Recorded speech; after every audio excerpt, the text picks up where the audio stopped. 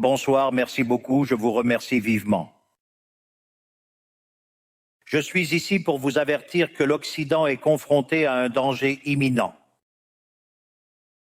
Il est en danger car ceux qui sont censés défendre les valeurs de l'Occident sont cooptés par une vision du monde qui conduit inévitablement au socialisme et par conséquent à la pauvreté. Malheureusement, ces dernières décennies, les dirigeants occidentaux ont abandonné la liberté pour différentes versions du collectivisme, motivées par le désir d'aider autrui ou d'appartenir à une caste privilégiée. Cela a conduit à un changement de modèle politique et économique dans le monde occidental. Nous sommes ici pour vous dire que les expériences collectivistes ne sont jamais la solution aux problèmes qui affligent les citoyens du monde, mais au contraire, en sont la cause. Croyez-moi, personne ne peut mieux que nous, les Argentins, témoigner de ces deux questions-là. En adoptant la liberté en 1860, nous sommes devenus la première puissance mondiale en 35 ans. 35 ans, nous sommes devenus la première puissance mondiale. Alors que lorsque nous avons embrassé le collectivisme, au cours des 100 dernières années, nous avons vu nos citoyens s'appauvrir systématiquement jusqu'à tomber au 140e rang mondial. 40 du monde. Mais avant de pouvoir discuter, il est important d'examiner les données qui soutiennent pourquoi le capitalisme d'entreprise libre n'est pas seulement un système possible pour éliminer la pauvreté dans le monde, mais c'est le seul système moralement souhaitable pour y parvenir. De l'an 0 à environ 1800, le PIB habitant mondial est resté constant. L'histoire du progrès économique indique que le PIB habitant n'a pas beaucoup changé pendant cette période. En examinant un graphique de l'évolution de la croissance économique au fil de l'histoire, on observe une courbe en forme de bâton de hockey, une fonction exponentielle constante pendant 90% du temps, puis une explosion exponentielle à partir du 19e siècle. La seule exception à cette histoire de stagnation a été la découverte de l'Amérique au XVe siècle. Mais sauf cette exception, de l'an 0 à l'an 1800, le PIB par habitant mondial est resté stagnant. Cependant, non seulement le capitalisme a généré une explosion de richesse depuis qu'il a été adopté comme système économique, mais si l'on analyse les données, on constate que la croissance s'accélère tout au long de la période. Pendant toute la période comprise entre l'an 0 et 1800, le taux de croissance du PIB par habitant est resté stable autour de 0,02% par an, c'est-à-dire pratiquement sans croissance. À partir du 19e siècle, révolution industrielle, taux de croissance 0,66%. À cette cadence, il faudrait croître pendant 107 années pour parvenir à doubler le produit intérieur brut par habitant. Entre 1900 et 1950, le taux de croissance s'accélère à 1,66% par an, puis à 1,36% à partir de 1950. Nous n'avons plus besoin de 107 ans pour doubler le PIB par habitant, mais de 66 ans. Et si nous prenons la période entre 1950 et l'année 2000, nous constatons que le taux de croissance était de 2,1% par an, ce qui signifierait que nous pourrions doubler le PIB par habitant du monde en seulement 33 ans. Cette tendance, loin de s'arrêter, reste vivante aujourd'hui. Entre 2000 et 2023, le taux de croissance a encore accéléré de 3% par an, ce qui signifie que nous pourrions doubler notre PIB par habitant en seulement 23 ans. Cependant, en étudiant le PIB par habitant depuis 1800 jusqu'à aujourd'hui, on observe qu'après la révolution industrielle, le PIB par habitant mondial a été multiplié par plus de 15 fois, ce qui a permis de sortir 90% de la population mondiale de la pauvreté. Nous ne devons jamais oublier qu'en 1800, près de 95% de la population mondiale vivait dans l'extrême pauvreté, tandis que ce chiffre est tombé à 5% en 2020, avant la pandémie. La conclusion est évidente. Le capitalisme de libre entreprise est le seul outil pour mettre fin à la faim, à la pauvreté et à l'indigence à travers le monde. Les preuves empiriques sont indéniables. Comme il ne fait aucun doute que le capitalisme de libre marché est supérieur en termes de productivité, la doxa de gauche attaque le capitalisme pour ses questions de moralité, disant que c'est injuste, selon ses détracteurs. On dit que le capitalisme est mauvais car il est individualiste et que le collectivisme est bon car il est altruiste avec les autres. Et donc, il lutte pour la justice sociale. Mais ce concept à la mode dans le monde développé ces derniers temps est une constante du discours politique dans mon pays depuis plus de 80 ans. Le problème est que la justice sociale n'est pas juste, mais elle ne contribue pas non plus au bien-être général. En revanche, c'est une idée intrinsèquement injuste, car elle est violente. C'est injuste car l'État est financé par les impôts, prélevés de manière coercitive. Comment prétendre qu'un de nous paie volontairement les impôts? L'État se finance par la coercition. Plus la charge fiscale est élevée, plus la coercition est grande, moins la liberté est grande. La justice sociale redistribue l'économie en partant de l'idée d'un gâteau réparti différemment par les partisans de cette cause. Mais ce gâteau coûte cher, c'est une richesse générée par un processus de découverte de marché, selon Israël Kirchner. Si le bien ou le service offert par une entreprise n'est pas souhaité, elle fait faillite sans s'adapter à la demande du marché.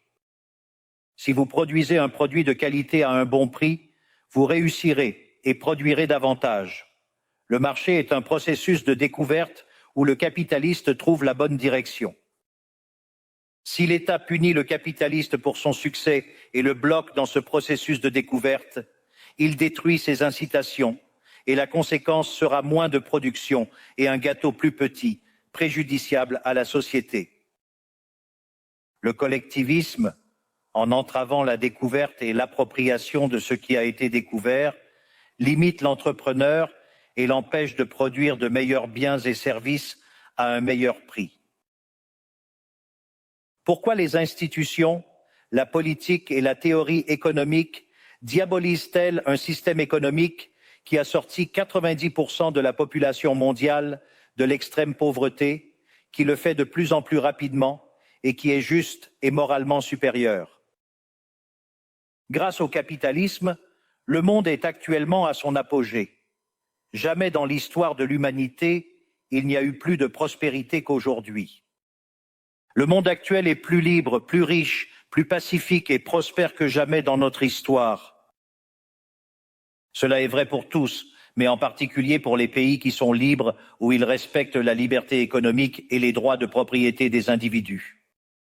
Parce que les pays qui sont libres sont 12 fois plus riches que les opprimés.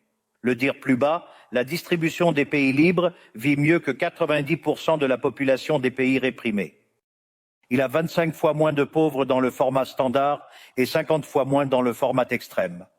Et comme si cela ne suffisait pas, les citoyens des pays libres vivent 25% de plus que ceux des pays réprimés. Maintenant, pour comprendre ce que nous venons défendre, il est important de définir de quoi nous parlons lorsque nous parlons de libertarisme.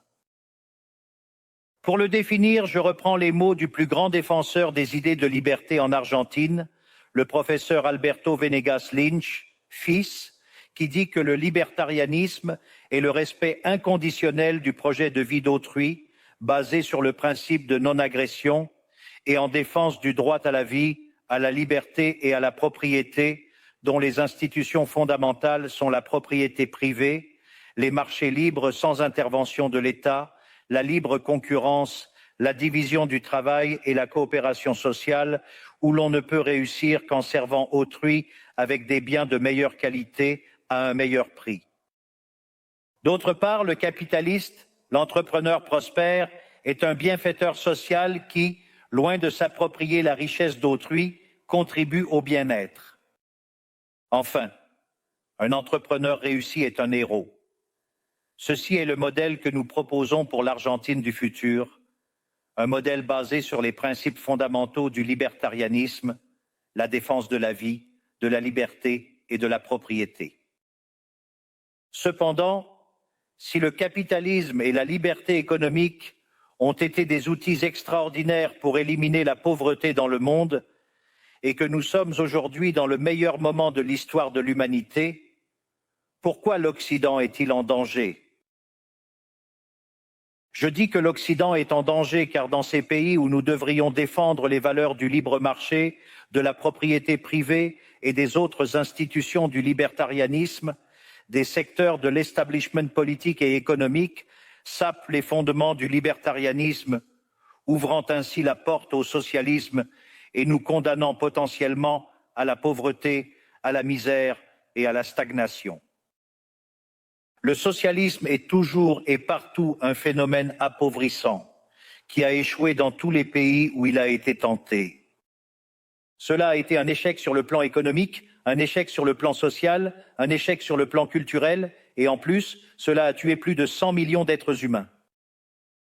L'Occident doit affronter deux problèmes majeurs actuellement. Ceux qui continuent à soutenir le socialisme appauvrissant malgré les preuves empiriques et la chute du mur, et nos dirigeants, penseurs et universitaires qui, avec un cadre théorique erroné, minent les fondements de notre système. Ce système a pourtant permis la plus grande expansion de richesse et de prospérité de notre histoire. Le cadre théorique que je mentionne est celui de la théorie économique néoclassique, qui conçoit un instrument fonctionnel pour l'ingérence de l'État, le socialisme et la dégradation de la société. Le problème des néoclassiques est que, comme leur modèle idéalisé ne correspond pas à la réalité, ils attribuent l'erreur à une prétendue défaillance du marché, au lieu de revoir leurs prémices.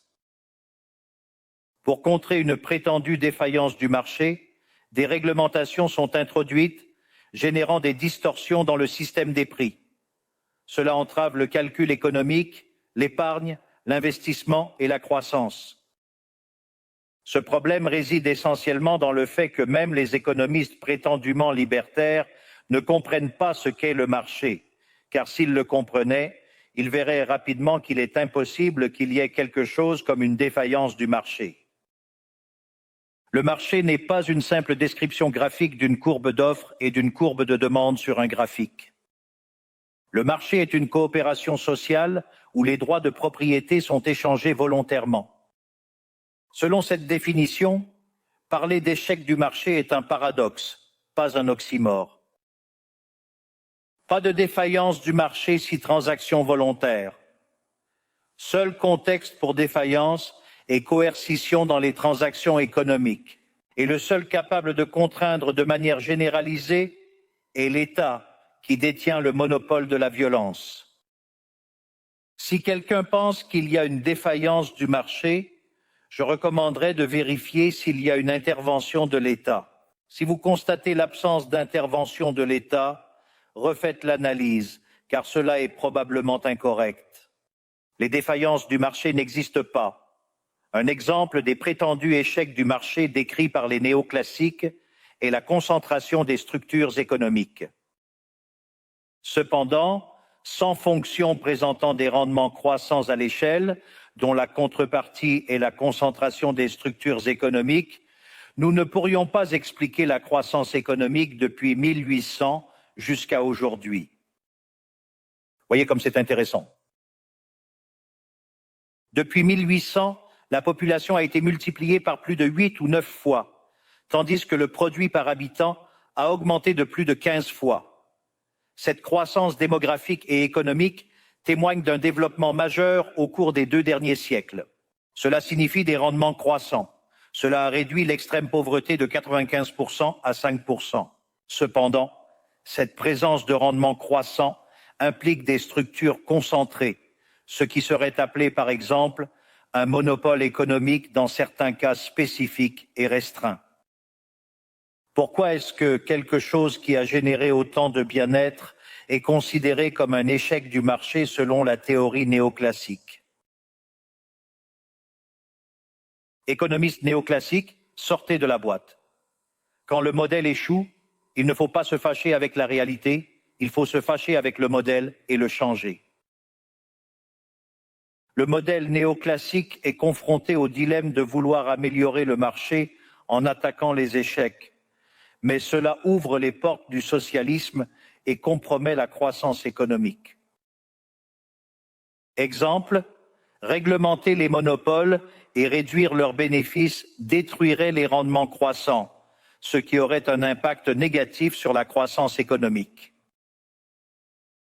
En d'autres termes, chaque fois que vous voulez corriger une prétendue défaillance du marché, inévitablement, par méconnaissance de ce qu'est le marché ou par amour pour un modèle défaillant, vous ouvrez les portes au socialisme et condamnez les gens à la pauvreté. Cependant, malgré la démonstration théorique de la nocivité de l'intervention de l'État, les preuves empiriques de son échec et de l'absence d'alternative, les collectivistes proposent une solution. Non pas plus de liberté, mais plus de réglementation. Cela entraîne une spirale descendante de réglementation qui nous appauvrit tous et nous rend dépendants d'un bureaucrate dans un bureau. Face à l'échec des modèles collectivistes et au progrès du monde libre, les socialistes ont dû modifier leur programme. Ils ont abandonné la lutte des classes basée sur le système économique pour d'autres conflits sociaux tout aussi nuisibles pour la vie en communauté et la croissance économique. La première de ces batailles fut le combat ridicule et contre nature entre l'homme et la femme. Le libertarianisme établit déjà l'égalité entre les sexes. Notre credo dit que tous les hommes sont créés égaux, avec les mêmes droits inaliénables accordés par le Créateur, la vie, la liberté et la propriété. Je suis en désaccord avec une plus grande intervention de l'État pour entraver le processus économique et donner du travail aux bureaucrates qui n'ont rien apporté à la société, que ce soit sous forme de ministère de la femme ou d'organismes internationaux dédiés à promouvoir cet agenda. Un autre conflit que les socialistes posent, l'homme contre la nature. Ils soutiennent que les humains endommagent la planète et qu'elle doit être protégée à tout prix, même en plaidant pour le contrôle de la population ou l'agenda de l'avortement. Malheureusement, ces idées nocives ont fortement imprégné notre société. Les néo-marxistes ont su s'approprier le bon sens de l'Occident. Ils ont réussi cela grâce à l'appropriation des médias, de la culture, des universités et oui, aussi des organismes internationaux. Ce dernier cas est peut-être le plus grave, car ces institutions ont une énorme influence sur les décisions politiques et économiques des pays membres de ces organismes. Heureusement, nous sommes de plus en plus nombreux à oser prendre la parole, car si nous ne combattons pas ces idées, le seul destin possible est d'avoir de plus en plus d'États, de réglementation, de socialisme, de pauvreté, moins de liberté et par conséquent, un niveau de vie plus bas. L'Occident a déjà commencé à emprunter ce chemin. Cela peut sembler ridicule de dire que l'Occident s'est tourné vers le socialisme, mais cela n'est ridicule que si l'on se limite à la définition économique traditionnelle du socialisme, qui établit qu'il s'agit d'un système économique où l'État est propriétaire des moyens de production. Selon moi, il serait judicieux de mettre à jour cette définition pour qu'elle reflète les circonstances actuelles. Aujourd'hui, les États n'ont pas besoin de contrôler les moyens de production pour contrôler la vie des individus. Avec des outils comme l'émission monétaire, l'endettement, les subventions, les taux d'intérêt, les contrôles des prix et les réglementations pour corriger les échecs du marché, ils contrôlent des millions d'êtres humains. C'est ainsi que nous en sommes arrivés au point où, sous différents noms ou formes, la plupart des offres politiques généralement acceptées dans la plupart des pays occidentaux sont collectivistes. Qu'ils se déclarent ouvertement communistes, fascistes, nazis, socialistes, sociaux-démocrates, nationaux-socialistes, démocrates chrétiens, keynésiens, néo-keynésiens, progressistes, populistes, nationalistes ou mondialistes. En réalité, aucune différence importante. Tous soutiennent que l'État doit diriger tous les aspects de la vie des individus. Toutes définissent un modèle opposé à celui qui a mené l'humanité au progrès le plus marquant. Nous venons ici aujourd'hui pour inviter les autres pays de l'Occident à reprendre le chemin de la prospérité. La liberté économique, le gouvernement limité et le respect de la propriété privée sont essentiels pour la croissance économique. L'appauvrissement par le collectivisme n'est ni fantaisie ni fatalisme, mais réalité incontestable. C'est une réalité que les Argentins connaissent depuis au moins une centaine d'années.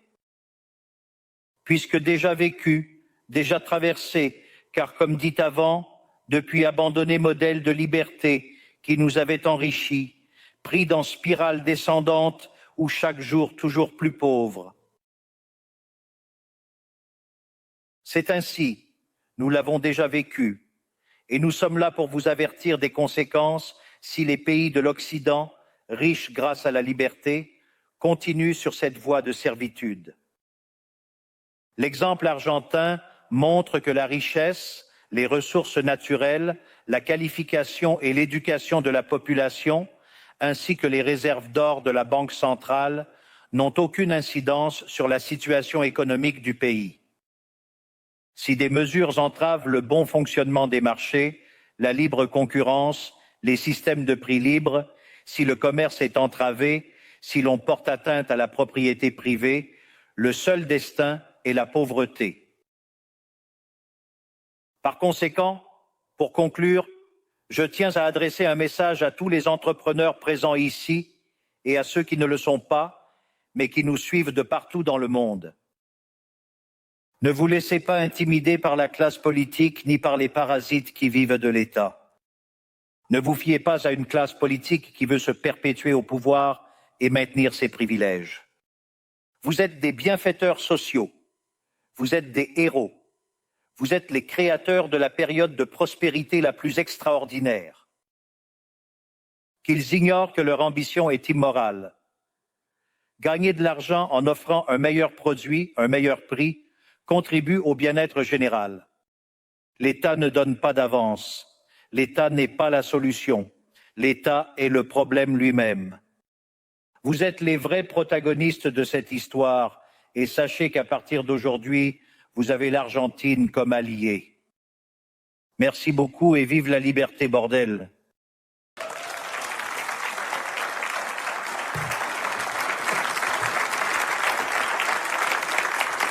Merci beaucoup.